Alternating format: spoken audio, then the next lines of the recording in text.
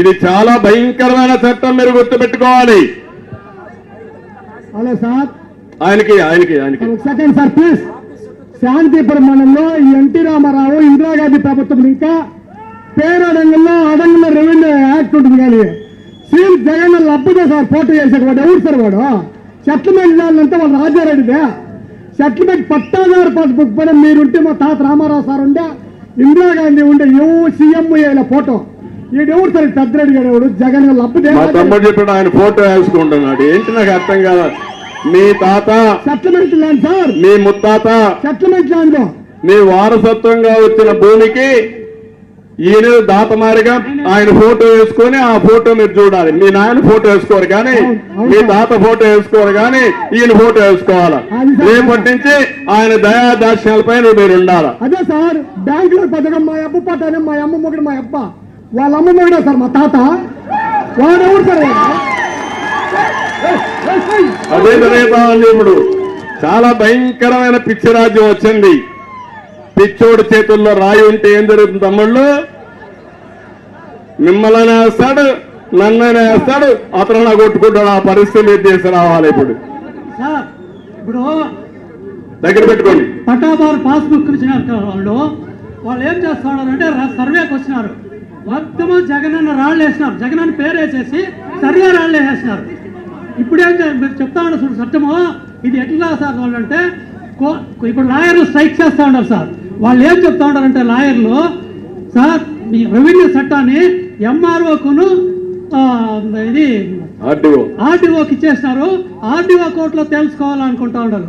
రేపు గవర్నమెంట్ వస్తే వాళ్ళ మనుషులే ఆర్డీఓలు అవుతారు, వాళ్ళ మనుషులే తహసీల్దార్లు అవుతారు సార్.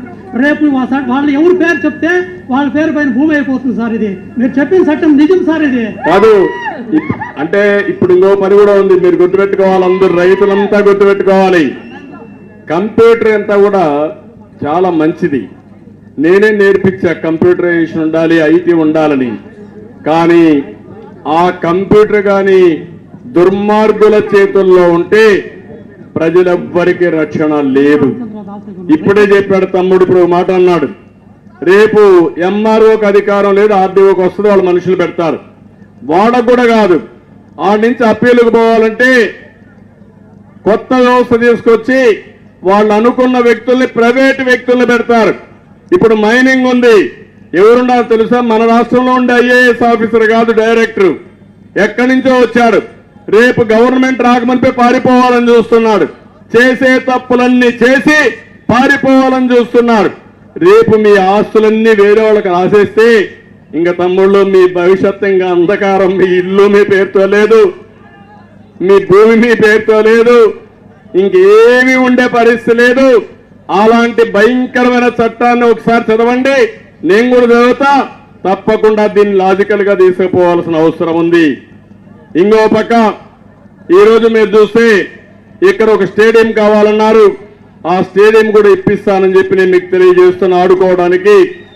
ఇంకో పక్క ఇక్కడ చాలా మంది తెలుగుదేశం పార్టీ వాళ్ళు పనులు చేసి బిల్లులు రాకుండా వాళ్ళతో ఆడుకున్నాడు, వాళ్ళు కూడా చాలా అవస్థపడ్డారు. వారికి కూడా న్యాయం చేస్తానని చెప్పి నేను మీకు తెలియజేస్తున్నా. ఇప్పుడే నేను పక్కనే చూశాను అంగన్వాడీ టీచర్లు. అంగన్వాడీ టీచర్లకు అన్ని హామీలు ఇచ్చాడు, ఇంటింటికి వచ్చి ముద్దులు పెట్టాడు.